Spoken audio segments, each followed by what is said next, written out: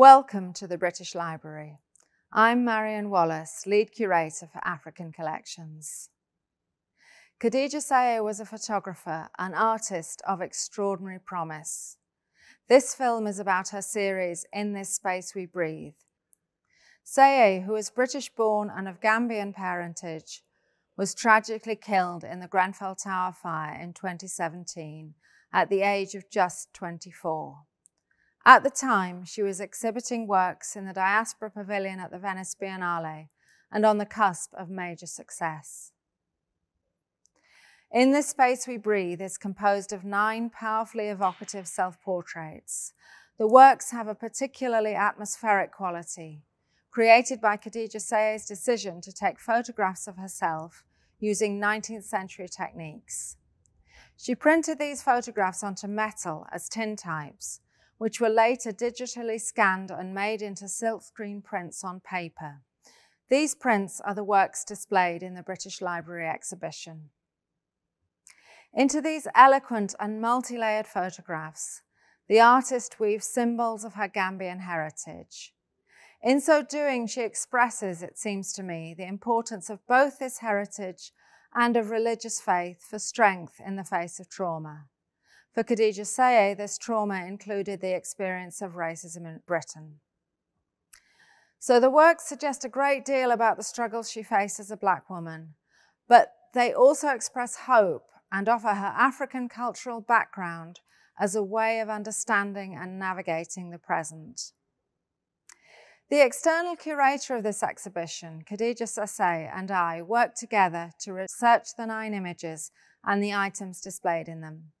We are particularly grateful for the help of those who knew Khadija Saye and her artwork well. This film recalls her life and her development as an artist and discusses what meanings we can draw from each of the works.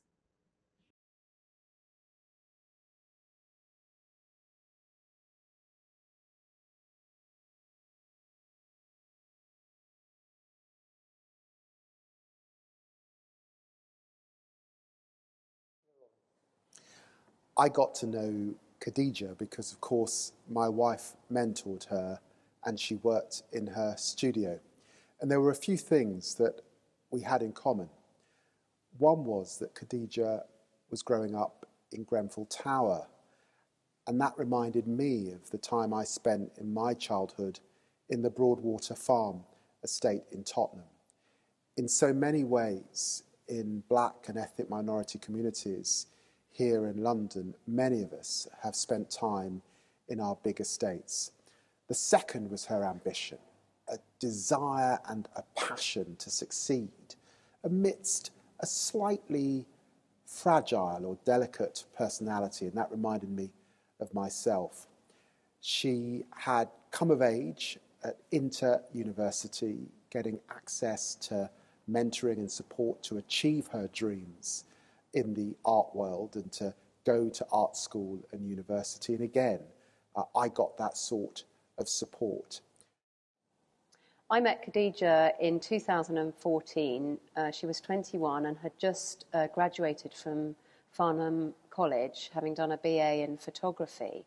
And she submitted her work to an exhibition for young emerging artists called the Discerning Eye exhibition at the Mall Galleries. And I was a judge and curator at that exhibition. And I selected her work, having never met her, and put it in the sort of centre of the wall that I curated. And I met her and her mother Mary at the opening night of that exhibition. The work that she had submitted was a series called Crowned, that she was incredibly proud of and talked really passionately about that evening to me. It was a series of work of photographs of the back of the heads of her closest female friends and family. And really it was a celebration and a kind of exploration of Black women's hair and what it means to them, what it means to their community as well as them as individuals. She called it Crowned because she felt that all of these women were queens. She then came and worked for me in my studio, and I saw her very often, you know, most weeks in fact, for the following 3 years before she tragically passed away. But what was so exciting was that she was on the cusp. I'm not sure she fully understood how on the cusp of greatness she was, but her exhibition at the Venice Biennale was exemplary. It was exhilarating, the launch of that work, and to see her blossom, but to see the public reaction to the joy, wonder, and awe of her artistry. On one level, these images seem simple, but they're so layered. There's very little in each one. There is her body, and there's an object. And the placing of those objects on her body fuses together her personality, her joy, her pain, her love. Living in the African diaspora, part of that trauma comes as ancestral trauma, acknowledged through ancestral memory and ancestral remembrance. And we can see Khadija beginning to talk about this when she talks of spiritual remembrance. She explores this through embracing her family and cultural heritage. She followed the adage from Marcus Mosiah Garvey: a people without the knowledge of their past, history, origin, and culture is like a tree without roots. Using visible objects and aspects of unsaid heritage and culture from her ancestry, she's woven them into her art to root herself, make herself stronger, and to begin to map where she was going to.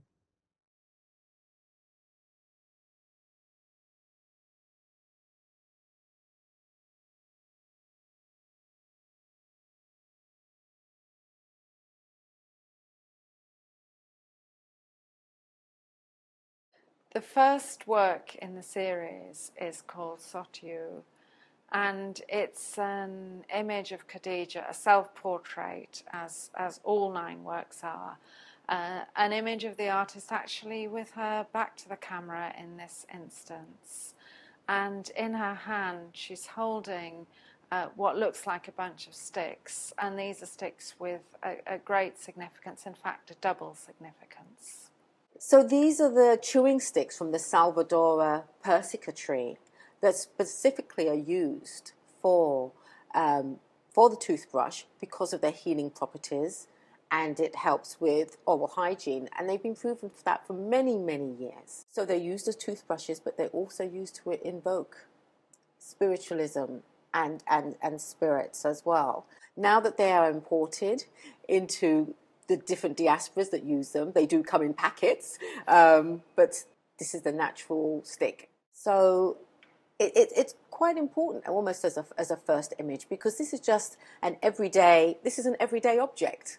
This is an everyday object that everybody uses, whether you're going to use a natural toothbrush or a regular toothbrush. Everybody uses it. And you can buy it in the market in North London. You can buy it in the market in North London, exactly. And they're of different sizes in the same way that Khadija does have them in the image as well. So you can, have your choice. And some of them are actually formed like a brush at the end as well. There's a whole aspect of cleanliness, as we will kind of see in other objects in Khadija's work. This whole thing of femininity and cleanliness as well, and that is part of it.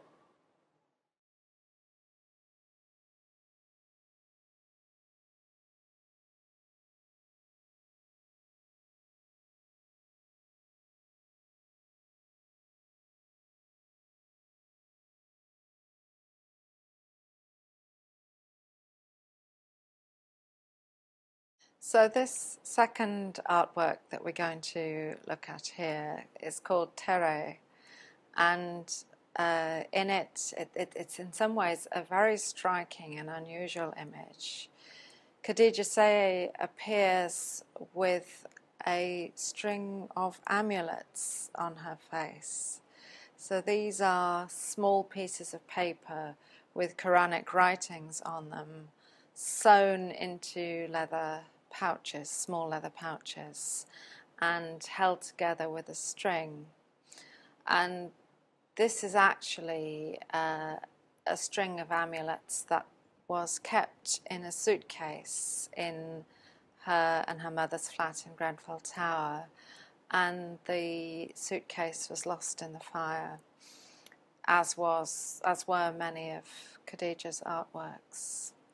That's a sad part of the legacy of what we've lost of Kadija Say's work. And I find this image particularly striking because the amulets that she has covering her eyes, they're usually, when somebody has usually gone to visit a Marabu, they're often given these for protection. So they're not actually, since they're given for protection, they're not something that's shown publicly. They're usually something that's worn underneath clothing, maybe around the neck or around the waist. So for Khadija to have them on site publicly is very, very striking, and even more so to have them covering her eyes. You know, she obviously was saying something very specific about that. We can't really make an interpretation of what that is, but just the very fact that she has them publicly and on her face shows really in terms of how she was even developing as an artist to take that brave step of coming out of herself to say something about her heritage. When she talks about the black body and how she uses that in her art, that's very obvious in this image. What we discovered more and more as we looked at these images was that very often Khadija does something unexpected. Absolutely. Striking, original, perhaps even subversive in the way she uses the objects in the photographs. Yes. Yeah. The process Khadija used for these images is called the wet collodion photographic process, and it was invented in 1851. So in the wet collodion process, it's not a photograph in the way that we understand it. It can't be reproduced. You have a sort of metal plate with silver nitrate and other chemicals on it, and the photograph is almost taken onto that plate, and you develop it within sort of 10 or 15 minutes. And so, in a way, the image kind of emerges out of the plate. And so some of the sort of hazy and kind of dreamlike qualities that you see on these images kind of come out of that process and are why it doesn't look like a kind of contemporary, modern, perfect. It's almost the opposite of the perfect photoshopped Instagram photograph. It's much more mystical because the chemicals on the plate and in that process have this kind of have an energy and a life of their own, as it were.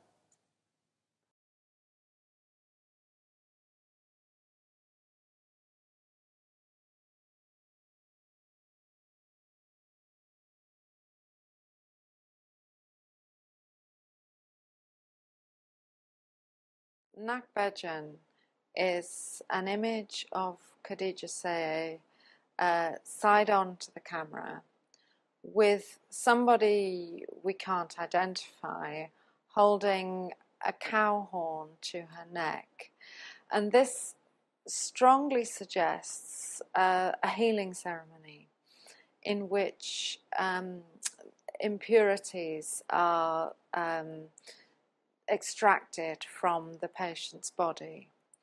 And you can see also that the healer in the image seems to have a small bag hanging from their side, and this is probably a bag containing medicines and other things important for healing. In her work, she explores her Black African identity, and I think who she is as a woman, really. And you can see it crystal clear.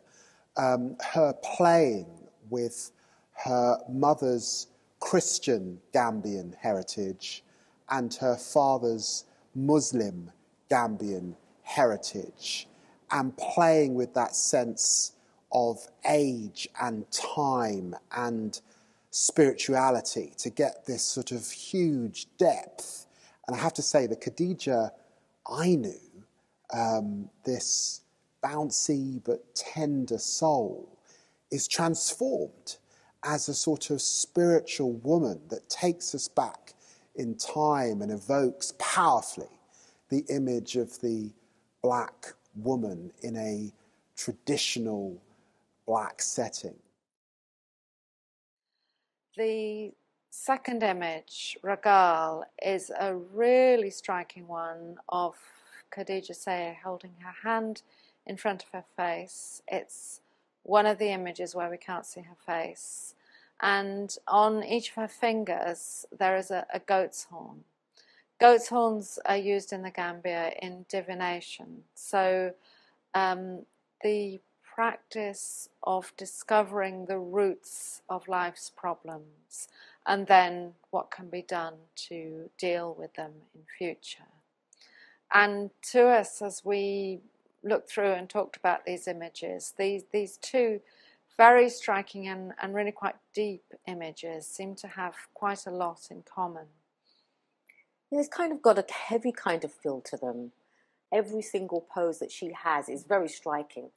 And you can tell it's not it's one that she's thought about quite carefully, so that she's representing the object very well, but also what she's feeling in her body language as well. Yeah, absolutely. There's a really strong element of performance in these images that comes through, even though they're still images. They're not necessarily what we think of as performance art, but it's so strikingly there. Yeah. And going back to the sort of one of the overarching themes of this series, it is so much about Gambian culture providing a way through difficulties, a way of survival, a constant reference point.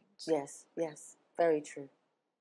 In the 9 months that she had to make this work for the Venice Biennale, she was nearly thwarted multiple times, really due to external events in her life, financial pressures, work pressures, and other traumas and hardships that really would have thwarted most people. And she really kind of doubled down on making this work, which became for her, as every week went by, almost a physical way of enacting her own faith in order not just to make this work, but to actually survive herself. And so the wet collodion process became incredibly important for her, as well as the kind of themes and subject matter in this work.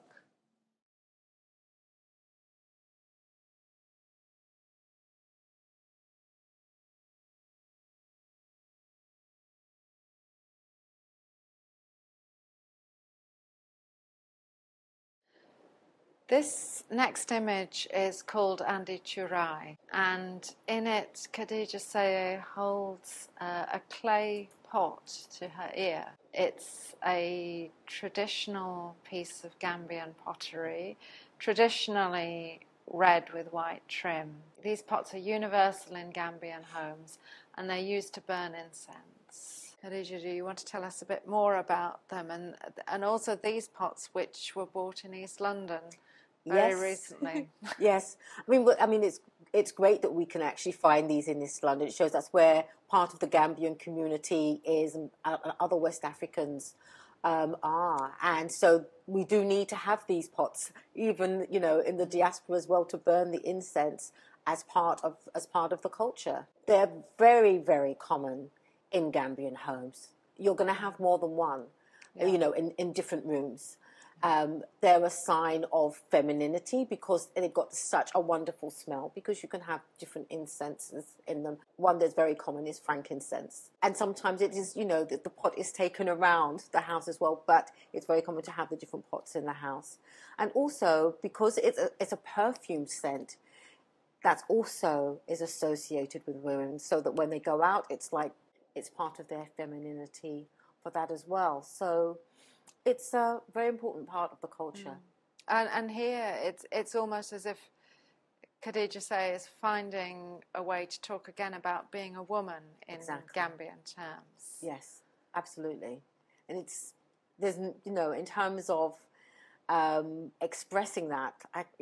That's probably like one of the best ways of doing it in a sense, because you kind of grow up with that scent and that smell all around you. But also it's important in terms of the pots as well, because as you were saying, traditionally it's red clay with white design. We still have the red clay pots, but they're designed differently, very, very simply. But like with this larger one, for example, they're just made plainly so that people can then put their own designs on them in whichever way they want. They are quite delicate as well, again, reflecting femininity, the delicacy of them too. Yeah. True. Yeah. So in a way it's an engagement with traditional, what you might call traditional femininity in that image. But there's this other image, kurus, the Islamic prayer beads, which you could say engages with masculine and feminine roles in a completely different way. Exactly. I think that's really interesting the way that she did that, because it is Khadija in the image holding the beads. Yes. And the prayer beads are usually something that you will see men holding in public rather than women. And the prayer beads that she's holding are the long ones where you're counting the 99 names of God in there, of Allah. Clearly Islamic prayer beads. Yes. Yeah. But having a woman holding it is then, it's that contrast showing the strength of women, and showing the strength of Khadija. She's not afraid to go in there and say, this is another side of women. This is another side of me. This is part of my strength moving forward. And I can do this. I can own this.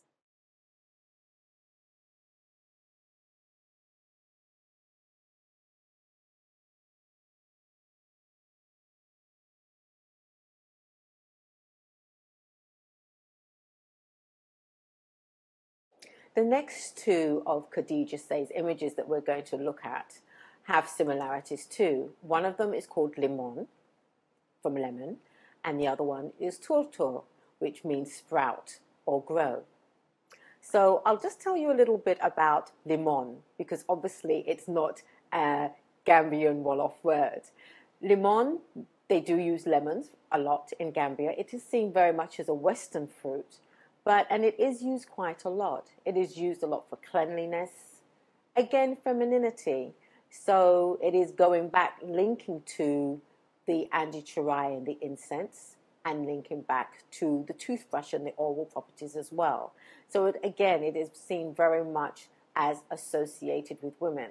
And in the image, Khadija Saye holds the lemon to her mouth. So now I'm going to ask Marion to describe the next image. So, Tortor is an image in which Khadija has draped strands of plastic flowers around her neck. You can't actually see it all that well in the final image. It's got this amazing sort of blended, blurry quality to it. But in the production photos, you can see that actually she's used brightly coloured strands of these plastic flowers. And these are flowers that are very common in the Gambia, in people's homes. And they're also found on shrines and worn by indigenous healing practitioners as well. So again, there's the connection to traditional rituals and ways of healing. But I think that there's probably more to these images than that. She also found enormous solace and faith in popular culture, and she, in particular, top of her list, I would say that she talked about Beyonce and RuPaul. Yeah, I mean, Limon, for so many young black women, and Beyonce is a role model for so many people, but for young black women, and the whole album that she did on Lemonade is a strong one. Indeed, and the The flowers quite possibly relate to RuPaul, who works with floral drag, and was again one of Kadija Say's heroes. So she was definitely thinking about RuPaul and perhaps transformations and changes and flexibility. And being something else is like coming out of yourself. Yes. And really showing, you know, it's being able to show another side of yourself that somebody may not have known about, and not being afraid to do that. You know, I think it was great. Yeah. There's a wonderful photograph of her in the studio as she was making these works, where she's sort of holding a peacock fan and also a book with a beautiful photograph of RuPaul, and she's standing there very proudly with this portrait, effectively, of herself with RuPaul.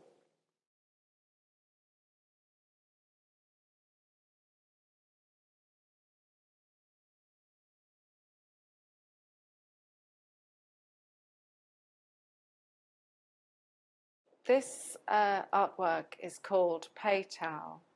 Again, it's a very striking photograph, and in it, Khadija Saye has a cowrie shell bracelet on her wrist, and she holds a bunch of cowrie shells in her mouth. The shells are actually strung together with a long piece of string and bunched up and put in her mouth. The other interesting thing about this pose is that she sits with her chin on her hand, which has a very specific meaning in the Gambia, and it's a meaning to do with discontent and unhappiness. So in a way, perhaps this connects us with the trauma that's referenced in some of the other works in this series. But perhaps the overarching theme of this and the title of the piece, obviously, is the cowrie shells and the many different things that they represent, and the way in which they are so almost a quintessential symbol of Africa. The cowrie shell, this little shell, just on its own, carries so much symbolism and meaning for Africa and Africans. One of the main things for centuries is the fact that it's been a currency. Mm-hmm. So it's a symbol of wealth. So it doesn't feel like there's anything negative about cowrie shells. It's a symbol of wealth. Yes. That's one thing. And used nowadays for jewellery a lot as well. Used for jewellery a lot. And not only that, it's used as... it's used for divination as well, isn't it? Yeah.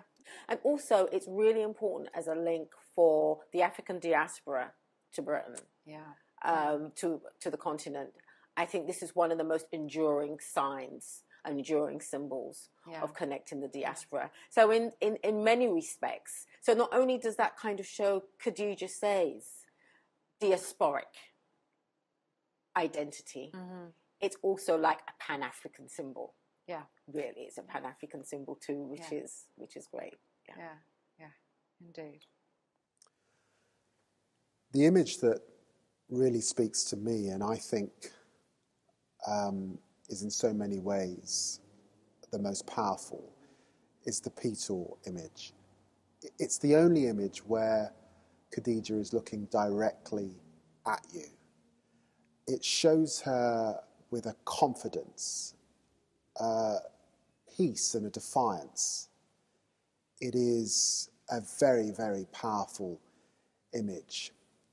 And it's an image that conveys her femininity, where she is at one with her heritage and who she is. In some ways, it reminds me of one of her heroes, Beyonce, who she used to talk about. It is a powerful image of a black woman in her stride. It's how I choose to remember Khadija, and it is an indication of all that would have been possible did she live on that night.